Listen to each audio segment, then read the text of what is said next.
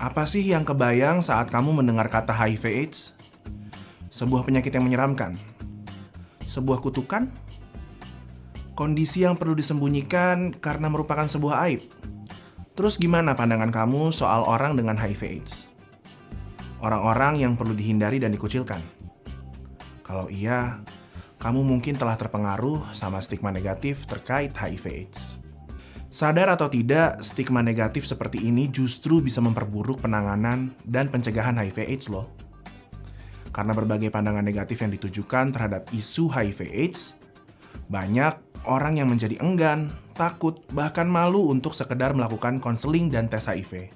Orang yang sudah terdeteksi pun akhirnya jadi sulit mengakses pengobatan karena khawatir akan perlakuan buruk dari orang-orang di sekitar, terlebih dari orang terdekat seperti keluarga. Itulah kenapa supaya viewers Halo Dokter nggak terjebak dalam stigma negatif tersebut, kali ini saya mau jelasin lebih lanjut soal HIV/AIDS. Biar bisa lebih kenal juga dan nggak salah paham lagi soal HIV/AIDS. So, tonton video ini sampai selesai ya. Halo, saya Dr. Abi dari Halo Dokter. HIV atau Human Immunodeficiency Virus adalah virus yang merusak sistem kekebalan tubuh. Untuk bereplikasi, virus ini menyasar sel CD4 dalam tubuh manusia, yaitu bagian dari sel darah putih yang berfungsi untuk melawan infeksi.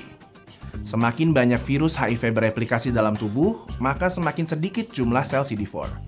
Jadi kalau CD4 ini hancur, sistem kekebalan tubuh pun menurun, sehingga jadi lebih rentan terserang berbagai penyakit. Proses ini umumnya nggak terjadi secara drastis, sehingga kalau terdeteksi sejak dini, masih bisa dikendalikan dan dihambat dengan pengobatan yang tepat. Nah, mungkin sebagian orang menganggap kalau HIV dan AIDS itu sama. Tapi sebenarnya berbeda loh. AIDS adalah stadium akhir dari infeksi virus HIV yang bisa terjadi kalau infeksi HIV nggak segera ditangani. Kalau udah sampai kena AIDS, tubuh jadi nggak mampu lagi untuk melawan infeksi yang ujung-ujungnya bisa berakibat fatal. Makanya, untuk mencegah penyebaran HIV, serta untuk mencegah perkembangan HIV menjadi AIDS, kita semua, tanpa terkecuali, perlu mengenal lebih lanjut mengenai penyakit yang satu ini. Mulai dari apa aja gejalanya, gimana penularannya, hingga pengobatannya. Tapi sebelum saya jelasin lebih lanjut, saya mau ngingetin kamu-kamu semua nih yang lagi nonton buat subscribe ke channel YouTube Halo Dokter ya. Nyalain juga lambang lonceng notifikasinya, supaya kamu bisa dapat notifikasi pas kita upload video informasi kesehatan terbaru di channel ini. Kalau kamu mau tanya-tanya seputar HIV/AIDS atau masalah kesehatan lainnya, kamu juga bisa chat dokter di aplikasi Halo Dokter. Ada banyak dokter yang siap menjawab pertanyaanmu. Makanya, download aplikasinya di Play Store dan juga App Store. Oke, lanjut ya. Jadi yang selanjutnya mau saya bahas adalah gejalanya nih. Kebanyakan orang dengan HIV nggak sadar kalau dia sedang mengalami gejala HIV. Soalnya gejala awalnya tuh biasanya ringan banget, bahkan bisa nggak kerasa sama sekali. Kalaupun ada gejala, biasanya muncul di awal infeksi tuh, yaitu pada masa serokonversi yang terjadi di 2-6 minggu pertama setelah terpapar HIV. Gejala yang mungkin timbul biasanya mirip dengan gejala flu, makanya sering disebut sebagai flu-like syndrome. Yakni gejala yang ditandai dengan demam, lemas, dan kelelahan, sama nyeri pada otot dan area kelenjar getah bening. Gejala ini bisa berlangsung selama 1-2 minggu sebagai tanda perlawanan daya tahan tubuh terhadap infeksi HIV. Terus kalau dibiarin aja, infeksi HIV bisa berkembang ke tahap laten yang bisa berlangsung hingga bertahun-tahun. Pada fase ini, orang dengan HIV bisa hidup tanpa gejala sampai sekitar 5-10 tahun. Jadi ya selama masa itu rasanya kayak sehat-sehat aja gitu. Padahal meski tanpa gejala, replikasi virus terus berjalan dan sistem kekebalan tubuh pun semakin runtuh. Nah, di akhir fase ini, jika HIV tidak juga ditangani dengan pengobatan, maka selanjutnya status HIV bisa terus berlanjut ke tahap yang lebih berat dan dapat ditandai dengan munculnya gejala-gejala yang lebih berat dan mengganggu. Soalnya di tahap ini jumlah sel CD4 sudah sangat rendah. Jadi, sistem daya tahan tubuh nggak mampu lagi tuh untuk melindungi diri dari berbagai penyebab infeksi di sekitar. Gejala yang muncul bisa berbeda-beda, tergantung infeksi apa yang menyertai. Mulai dari batuk pilek yang nggak kunjung sembuh, diare sampai berminggu-minggu atau berulang-ulang, penurunan berat badan, demam berhari-hari, munculnya ruam-ruam di kulit, Sariawan yang timbul dan gak sembuh-sembuh, bahkan malah bikin jadi susah makan dan minum, pembengkakan kelenjar getah bening, terus tubuh pun semakin lama semakin lemah. Jika tetap tidak ditangani, kondisi ini akan terus berkembang dan membuat tubuh semakin tidak berdaya. Kondisi inilah yang dikenal sebagai AIDS, atau Acquired Immunodeficiency Syndrome. Ya, kedengarannya berat banget ya. Itulah kenapa kondisi ini perlu disikapi dengan tepat, bukan dengan stigmatisasi. Makanya, kita perlu lakukan langkah pencegahan yang benar, upaya deteksi dini, serta pengobatan yang sesuai jika memang telah terdeteksi HIV positif. Nah, buat mencegahnya, kita perlu tahu dulu nih, bagaimana sih penularannya? Pada dasarnya, penularan HIV bisa terjadi saat darah, sperma, atau cairan vagina dari seseorang yang telah terinfeksi HIV masuk ke dalam tubuh. Penularan ini bisa terjadi melalui hubungan seks, baik melalui vagina atau anus, atau bisa juga melalui seks oral terlebih jika ada luka terbuka di mulut.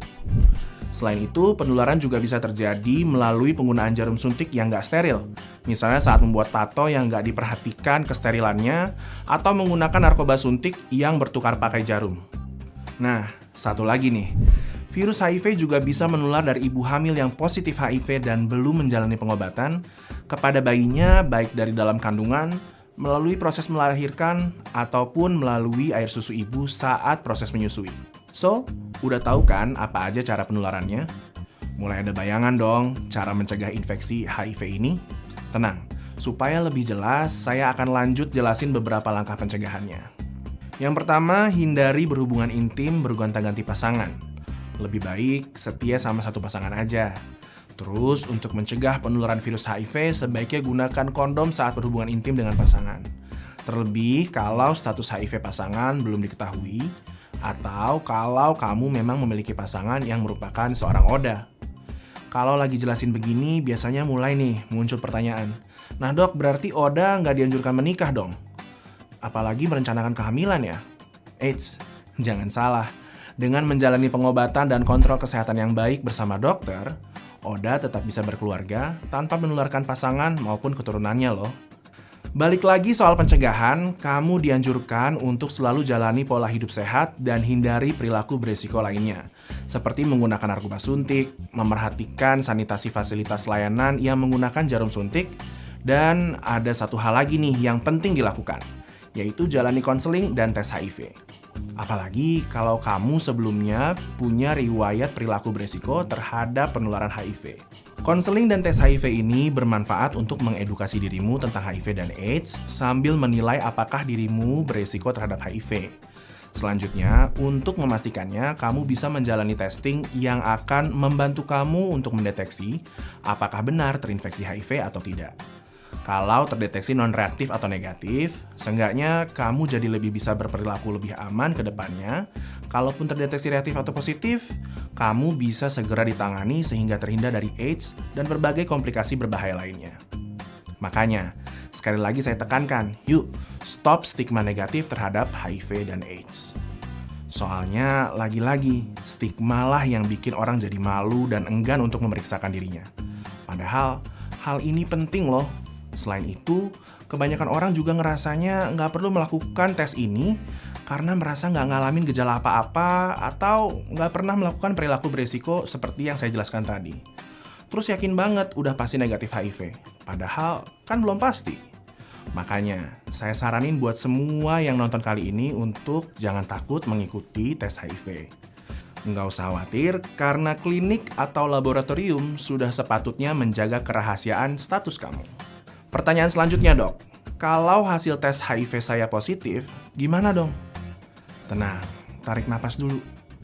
Saya tahu kamu mungkin ngerasa shock atau khawatir saat mengetahui hal tersebut. Tapi perlu kamu ketahui kalau HIV itu bukan akhir dari segalanya. Meski hingga kini memang belum ada obat yang bisa benar-benar menyembuhkan HIV dan AIDS, tapi ada jenis obat yang dapat menghambat perkembangan virus dalam tubuh, yaitu obat antiretroviral atau ARV.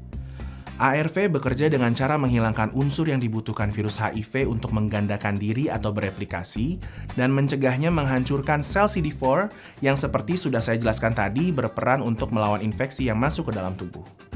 Selama mengonsumsi obat ARV ini, dokter akan tetap memonitor jumlah virus dan sel CD4 untuk menilai respons tubuh pasien terhadap pengobatan yang dilakukan setidaknya setiap 3-6 bulan. Makanya, kalau kamu telah terdiagnosis HIV, yuk segera jalani terapi ARV sesuai dengan anjuran dokter. Karena meski nggak bisa disembuhkan, tapi perkembangan virus HIV ini masih bisa dikendalikan. Dengan begitu, diharapkan kualitas hidup orang dengan HIV bisa meningkat, sehingga kamu bisa beraktivitas seperti biasanya, dan meskipun memang nggak gampang, tapi usahamu nggak akan sia-sia kok. Dengan pengobatan yang cepat dan tepat, kamu tetap bisa aktif dan produktif. Semangat ya! Nah, itu tadi penjelasan seputar penyakit HIV. Semoga sekarang kamu sudah lebih mengerti ya. Selanjutnya, topik apa lagi ya yang sebaiknya dibahas di channel ini? Sampaikan saran kamu di kolom komentar di bawah ini ya. Terima kasih buat yang udah menyaksikan video ini, semoga bermanfaat ya. Jangan lupa untuk like, comment, share, and subscribe. Hidup sehat bersama Halo Dokter.